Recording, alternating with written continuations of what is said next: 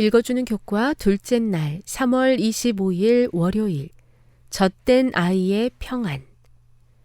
시편 131편을 읽어보라. 이 시편은 하나님과의 관계에 대해 무엇을 가르쳐 주는가? 하나님의 백성은 신실한 자들을 괴롭게 하는 유혹과 고난으로 가득한 세상에 살고 있다. 그런 가운데 시편 기자를 위로하는 것은 자신이 하나님의 자녀이며 자신의 삶을 하나님께 의지한다는 생생한 확신이다. 그는 자신의 교만은 아무런 가치가 없다고 고백한다. 교만은 사람을 속이고 자기중심적으로 만들어 자신 너머를 볼 수 없게 한다. 그러므로 교만한 사람은 하나님의 더 높은 실제를 볼 수 없다. 반면에 의인은 눈을 들어 하나님을 바라본다. 하나님의 위대하심을 인정하기에 겸손해지고 이기심과 헛된 욕망으로부터 자유로워진다. 시편 기자는 자신이 큰 일과 너무 높은 일을 구하지 않는다고 고백한다. 이 일은 인간의 이해를 뛰어넘는 하나님의 역사를 말한다.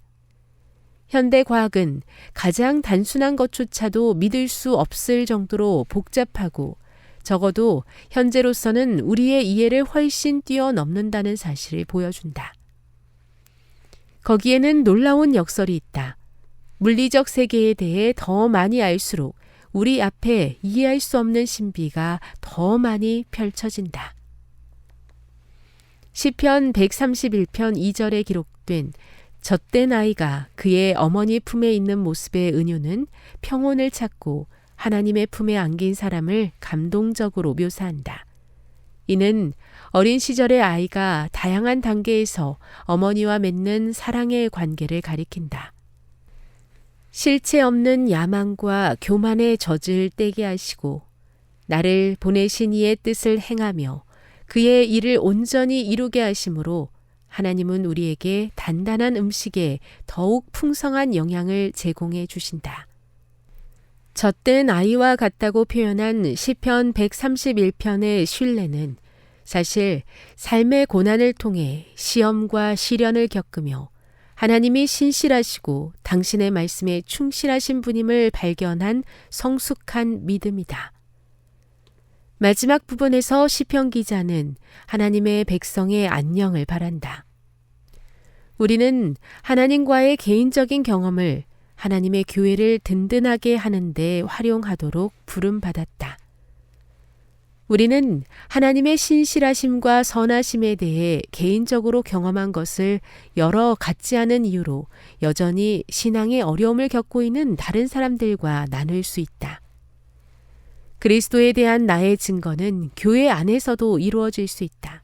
이는 교회 안에도 여전히 그리스도를 알아야 할 많은 사람이 있기 때문이다. 교훈입니다. 교만은 자신을 속이고 그 너머를 볼 수 없게 하기에 교만한 자는 하나님의 실제를 볼 수 없다.